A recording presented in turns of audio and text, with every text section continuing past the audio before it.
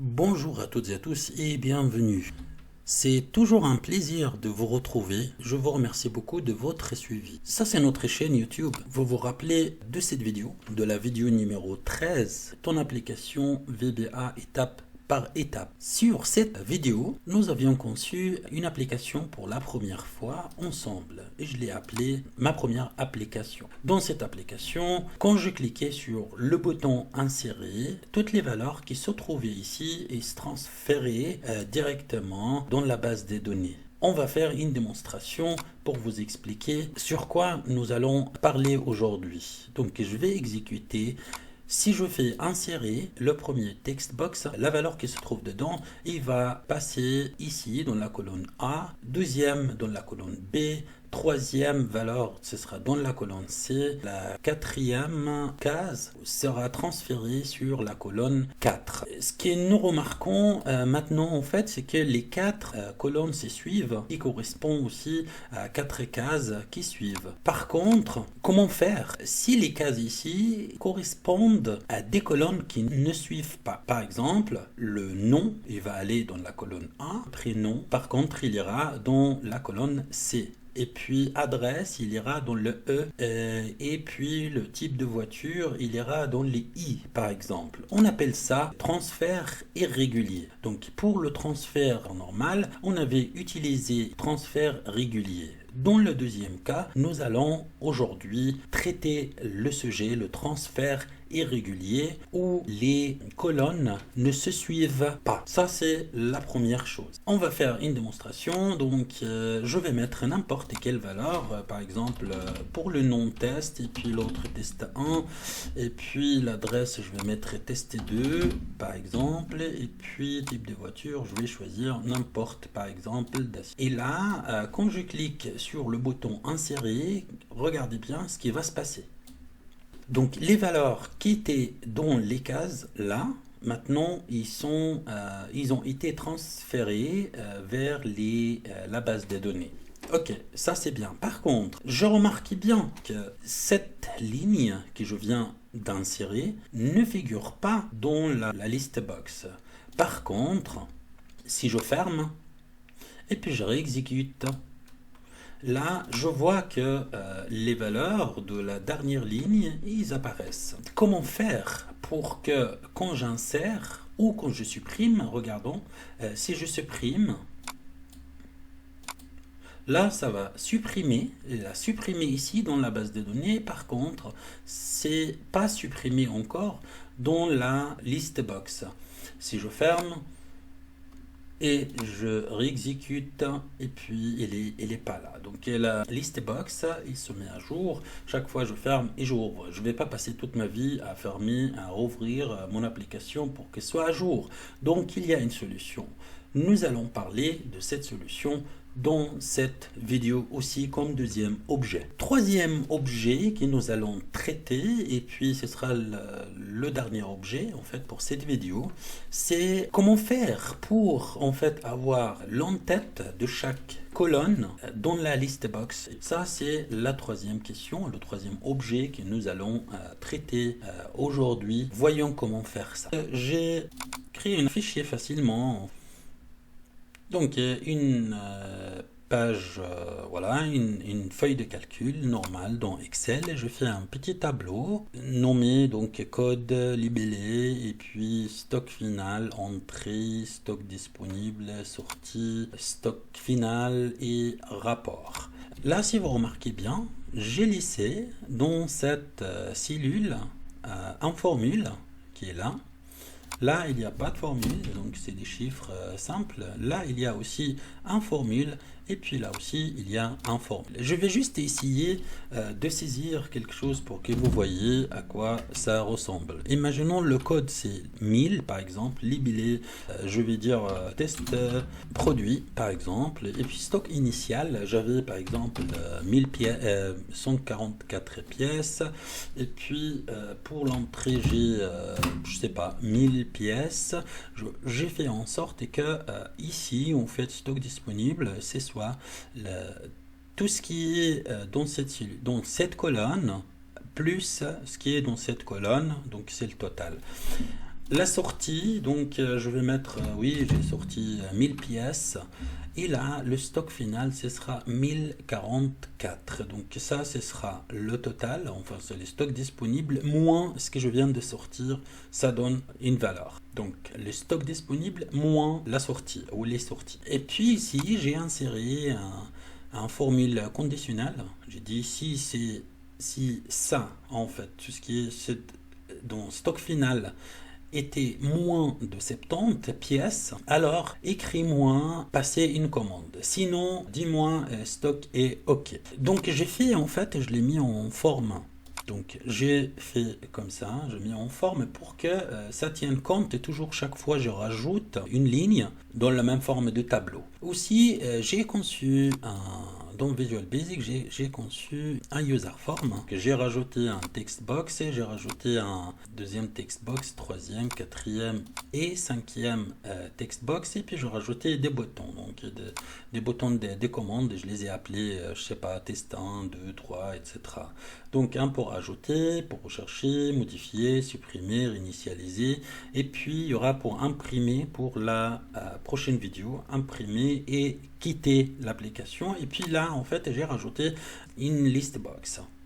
Si tu ne sais pas de quoi on parle, là on est en train de parler, donc tu vas sur notre chaîne YouTube, va sur notre site, donc vbawriter.ch, et puis va là sur YouTube, donc ça c'est le lien, et puis ça va t'amener ici, donc c'est la vidéo numéro 12 et la vidéo numéro 13. Donc dans la vidéo numéro 12, j'explique qu'est-ce que c'est c'est quoi textbox, c'est quoi userform, c'est quoi, etc., etc., et comment faire.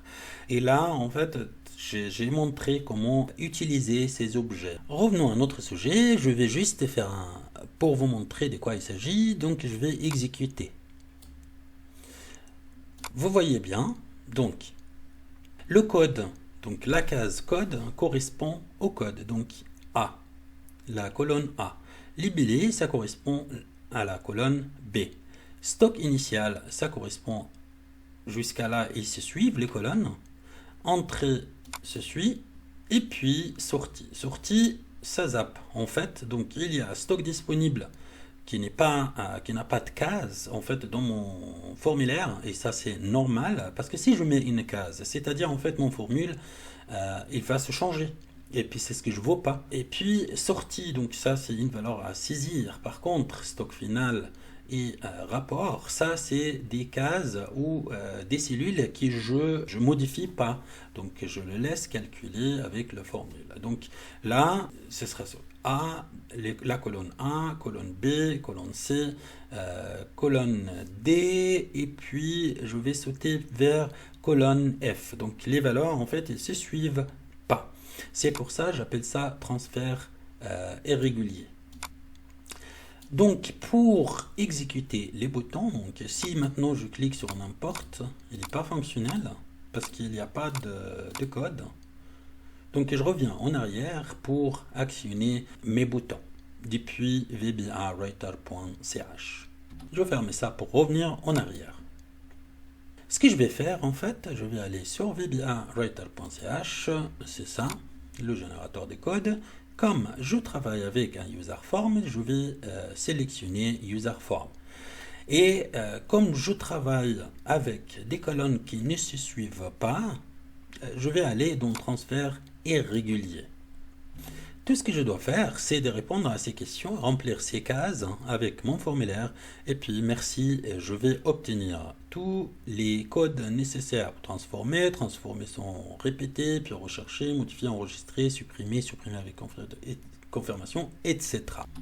Donc, je remonte le nom de textbox de recherche. Je vais dans mon formulaire. Je vais par exemple rechercher par code. Donc je vais utiliser le code comme textbox 1. Donc je vais utiliser cette case comme des recherches. Donc je vais aller, donc c'est textbox 1, je vais aller dans mon vbawriter.ch et puis dans la case, je vais juste noter textbox 1, le nom de la base de données. Ici, comme d'habitude, le nom de la base de données, c'est ça. Je l'ai appelé base données. Puis je vais copier et puis je vais sur le site et puis je vais CTRL V. Le nom de la première colonne dans la base de données. Voyons. Donc, la première colonne dans la base de données, c'est la colonne A.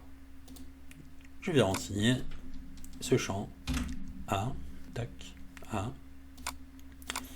Les noms d'user form concernés. Donc, aussi là, donc, les user form, c'est ça. Donc, quand c'est activé, il est entouré par un carré comme ça, en fait. Donc, ça, il s'appelle userform 1. Le nom, il s'affiche toujours ici. Donc, je vais noter userform 1. Voilà. Ensuite, je vais remplir les champs avec mes cases. Donc mes cases, je commence dans l'ordre. Donc ça c'est textbox 1, textbox 2, textbox 3, textbox 4 et textbox 5. J'ai pas inventé. Je vais donc sur le site et puis noter textbox 1 et textbox 5. Okay, maintenant, je dois insérer les noms de chaque colonne en fait qui correspond à ces valeurs dans l'ordre. Donc la première case correspondait à code, donc c'est la colonne 1. Textbox 2, ça correspondait à la valeur B. Donc je vais aller comme ça, donc A. Et puis le deuxième, ça correspondait à la colonne B. Troisième, c'est la colonne C. Quatrième, c'est la colonne D. Quatrième, attendez, je vais voir. Quatrième, donc entrée, ça correspondait à D. Et puis ensuite F, donc sortie, c'est F. Elle est où sortie? Donc c'est ça, textbox 5 qui correspond à la colonne F. Je vais là, et donc A, B, C, D, F, pas E, F. Voilà. Une fois j'ai rempli tout ça, ça c'est le bouton de ajouter, je vais ajouter. Voilà. Donc ici, ce sera transfert, ça correspond au transfert. Je clique dessus.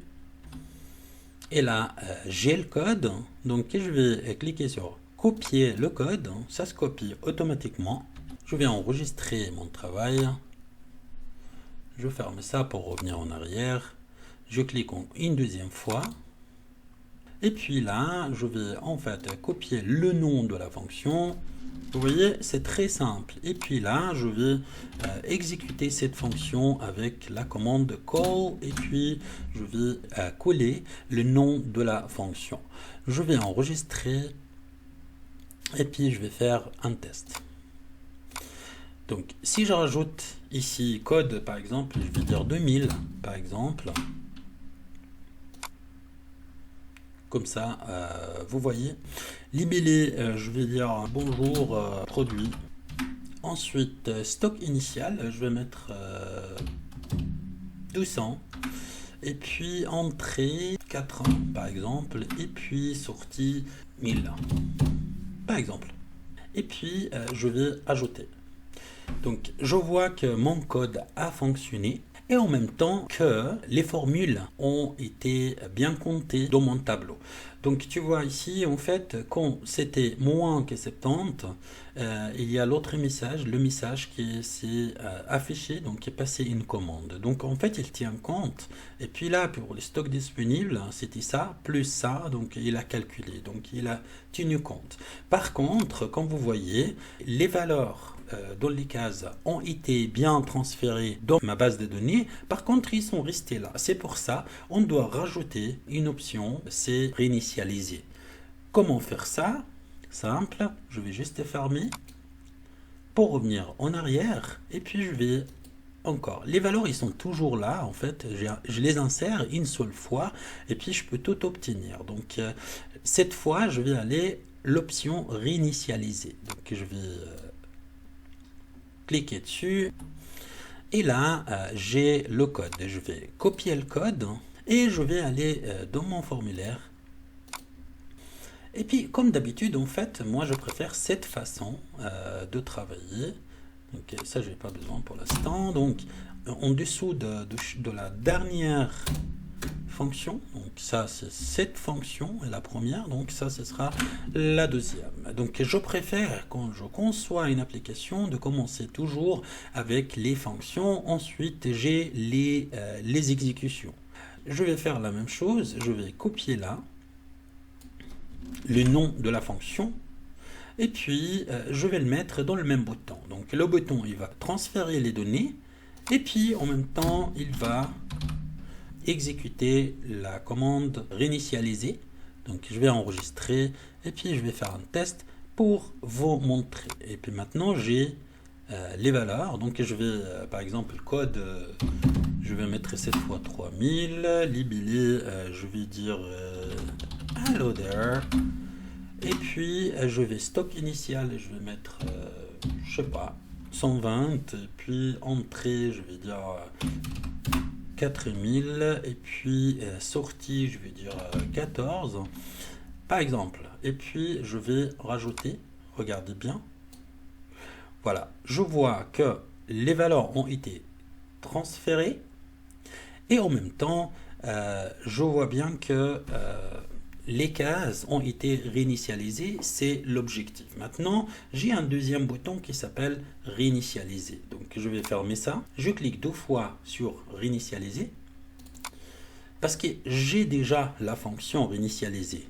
Et puis ça, c'est l'exécution. Je vais faire la même chose. Donc, quand je clique sur le bouton, ce bouton-là que j'ai appelé test 5, clique. Quand je clique, il va exécuter la même commande. Donc, je vais enregistrer. Et puis là, quelles que soient les valeurs, voilà, tac. Quand je dis réinitialiser, il va supprimer tout ce qui est dans ces cases-là. Je vais fermer ça pour revenir en arrière, pour maintenant alimenter le bouton rechercher. Donc je ferme ça, je reviens en arrière et puis pour rechercher j'ai toujours mes valeurs, ils sont déjà là, ils restent toujours. Et puis donc le bouton rechercher c'est ici, donc rechercher.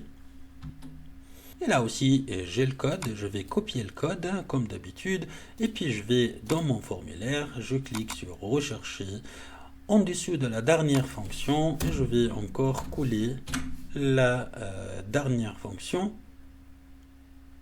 Je vais copier ça, le nom search ou rechercher et puis j'enregistre et je ferme. Donc je clique encore 2 fois rechercher et puis là j'ai le bouton, je vais lui dire call et puis la fonction, je vais enregistrer et puis tac, et puis on a dit, là on fait un test, on exécute un test, on a dit on recherchait par le code. Imaginons je vais rechercher par code 2000 par exemple, je vais faire rechercher et là j'ai toutes les valeurs qui correspondent à cette ligne. Ok, donc maintenant je vais faire pour suppression, je ferme. Pour revenir en arrière, je vais dans mon vbawriter.ch, c'est un générateur de code magnifique. On a beaucoup travaillé pour concevoir ce site internet qui vraiment vous facilite la vie. On a beaucoup travaillé derrière pour que votre travail soit le plus simple possible. Je vais cliquer sur supprimer pour obtenir le code et puis j'ai le code. Donc je vais copier comme d'habitude et je vais dans mon formulaire, je clique n'importe supprimer et puis en dessous de la dernière fonction je vais coller la fonction et puis je vais copier le nom de la fonction, CTRL C et puis j'enregistre et je ferme. Pour revenir en arrière, je clique 2 fois sur supprimer et puis j'ai la commande call et puis le nom de la fonction. Je vais enregistrer, je vais exécuter et puis pour voir. Maintenant je vais rechercher par exemple je sais pas 3000. Donc je recherche, j'ai toutes les valeurs qui correspondent au code numéro 3000. Là, je vais supprimer. Regardez bien cette ligne-là de 3000. Je vais juste supprimer.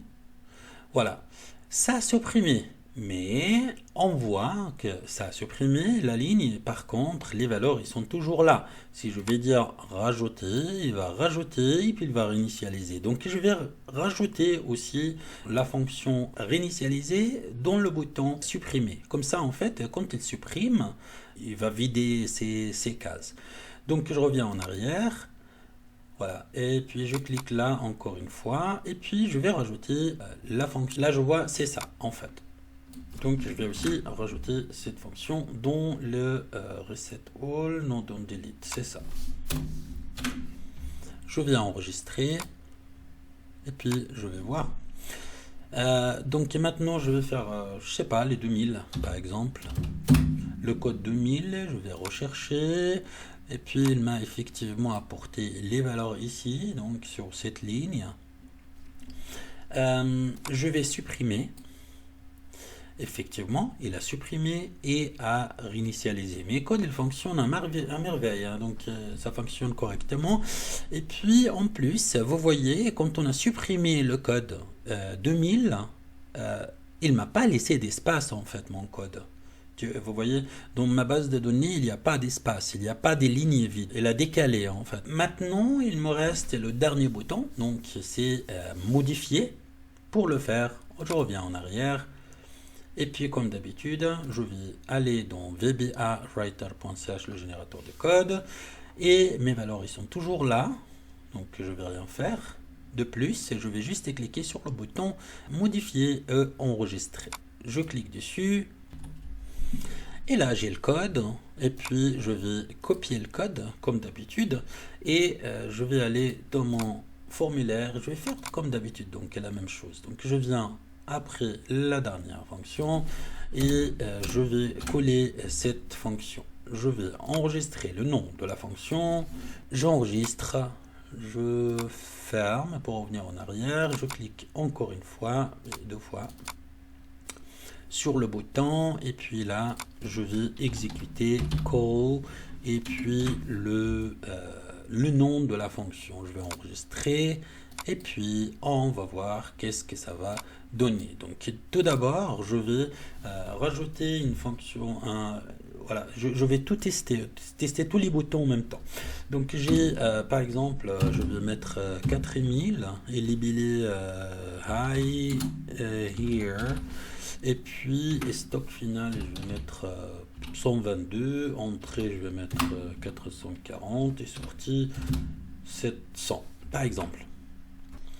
Là, je vais ajouter pour voir. Donc, hi there. Et puis, il y a tout qui fonctionne. Donc, les formules, ils fonctionnent.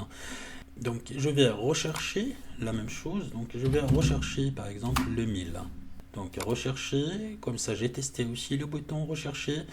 Et puis je vais modifier. Donc je vais modifier par exemple le libellé. Ok. Donc le libellé, je vais dire bonjour tout le monde. Et puis je vais faire modifier. Et puis je vois que, regardez. Je vois qu'il a modifié en fait la ligne 1000. Et si je veux changer le chiffre d'entrée, donc c'était 1000, et puis maintenant je vais l'appeler, je vais faire comme ça par exemple, ce chiffre, et puis je vais dire modifier. Effectivement, ça a été modifié là, en fait, dans entrée, vous voyez.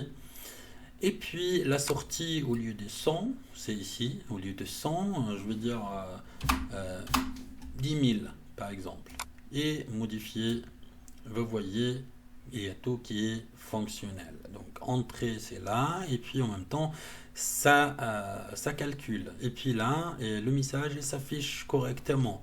Et puis il a modifié tout. La seule chose que tu peux pas modifier, c'est là le critère de recherche. Donc le 1000, il peut pas se changer, se modifier. Donc c'est pour ça, en fait, le critère de recherche, on choisit un élément qui se change pas. En fait, c'est comme un numéro de série ou un nom qui ne doit pas se répéter ou une date de numéro de téléphone, un truc en fait qui doit être unique par ligne. Sinon, ça ne va pas te donner de résultat pour la recherche.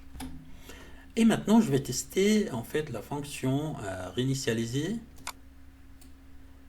C'est parfait. Mais vous voyez, en fait, quand j'ai effectué la fonction modifier, je vais vous montrer encore une fois, et puis je vais rechercher, donc j'ai tout. Quand j'ai effectué, par exemple, je vais dire bonjour seulement, là, et puis je vais modifier. En fait, ça reste toujours. Donc, moi, je peux rajouter aussi dans ce bouton le code, exécuter aussi le code réinitialiser pour que ça modifie et puis en même temps, ça vide les cases. Donc, c'est comme tu veux, tu peux le faire. Je vais supprimer cette ligne, comme ça je suis tranquille, j'aurai essayé toutes les fonctions que je viens de rajouter sur le bouton. Donc nous avons traité dans cet exemple le transfert irrégulier. On a dit que ça s'entend le transfert vers une base de données dont les colonnes ne se suivent pas. Donc ça, c'est en fait la distinction entre le transfert régulier et le transfert irrégulier quand vous utilisez VBA-Writer.ch. Maintenant, nous allons parler de la list box. Pour parler de la list box, donc moi je me suis permis en fait de rajouter quelques valeurs encore dans la base de données pour que ce soit clair, lisible et bien visible pour vous dans la list box. En fait, je voulais pas juste une seule ligne dans la list box, donc j'ai rajouté encore quelques lignes. Donc la première chose à faire, c'est d'aller sur VBA-Writer.ch, le générateur de code.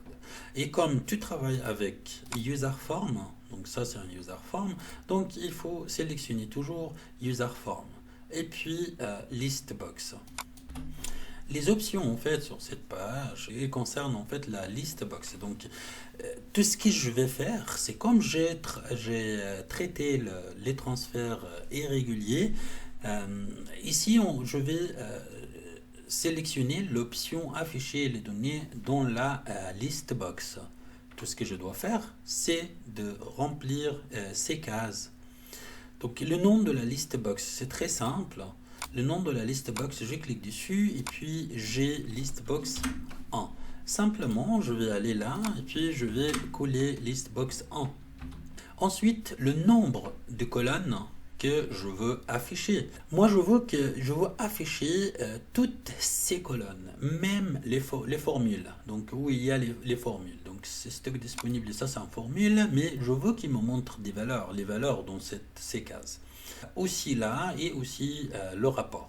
Donc le nombre 1, 2, 3, 4, 5, 6, 7 et 8. Donc ils sont 8. Donc je vais là et puis je vais mettre 8.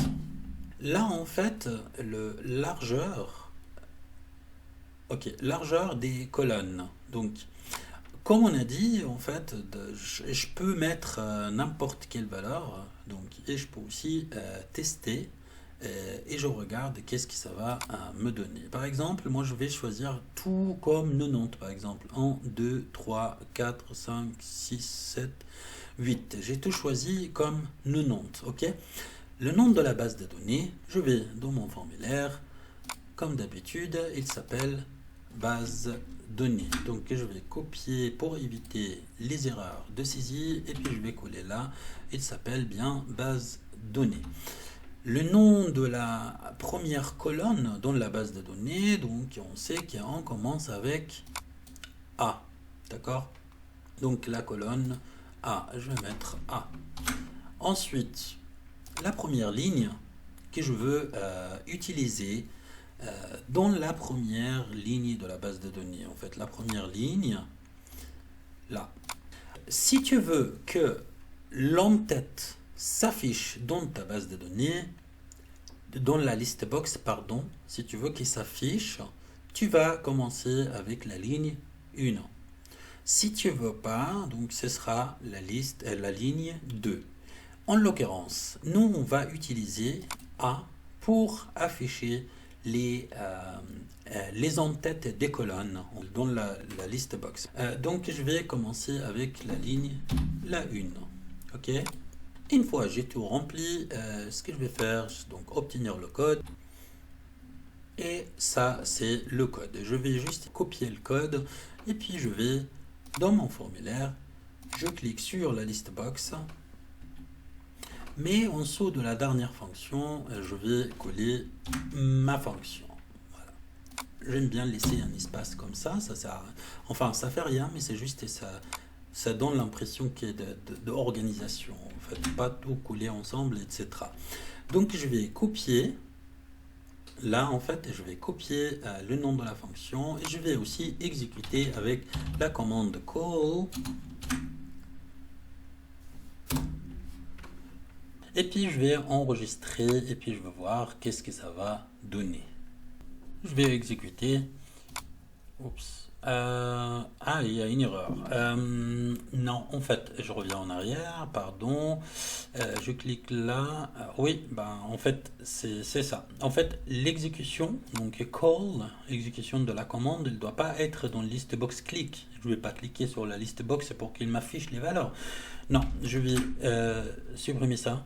Donc, j'ai garder le code.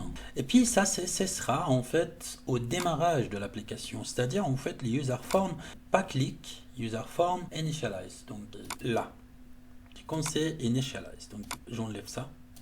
J'ai pas besoin de clic en fait, de cliquer.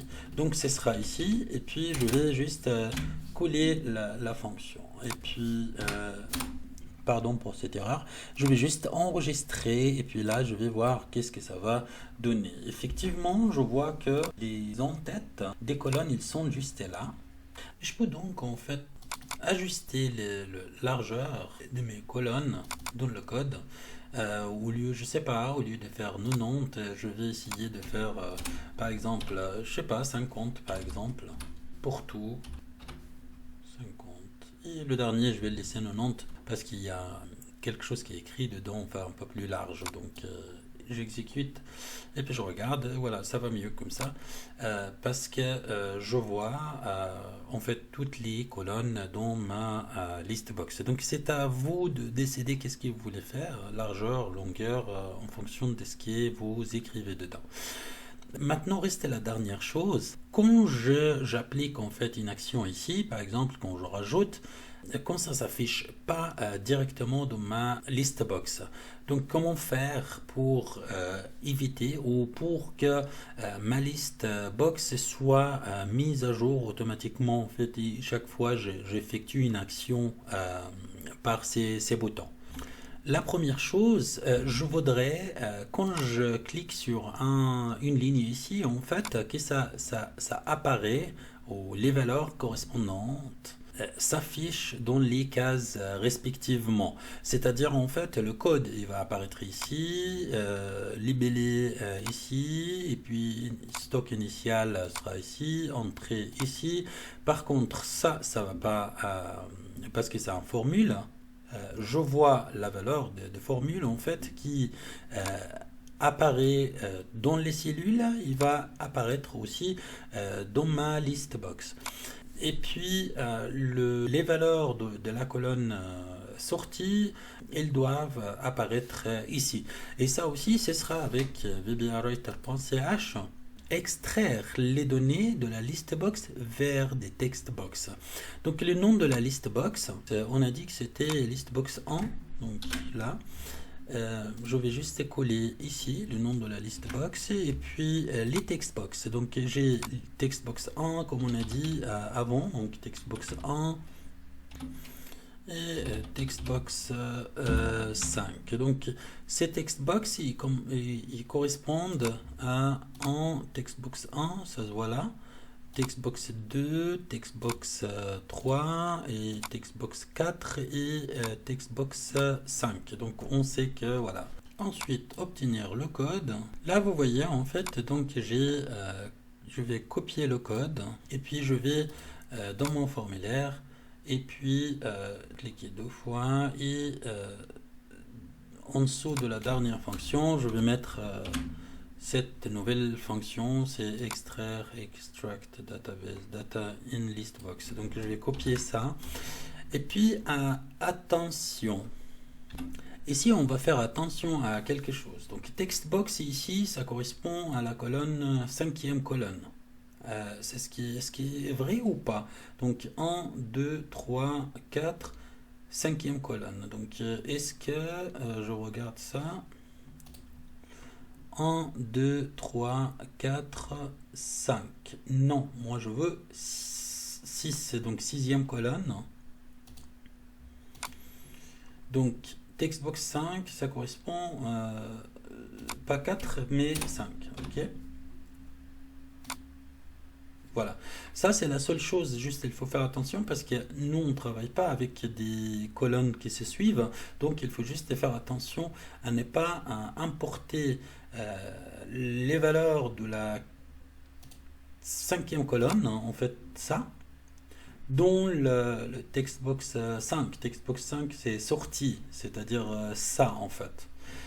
Donc je l'ai copié et puis je collais, attendez, tac, oui, donc c'est là. Et donc j'ai copié le nom. Et puis ce sera aussi, mais ça ce sera pour la list box click. Donc c'est-à-dire en fait quand je clique sur la list box,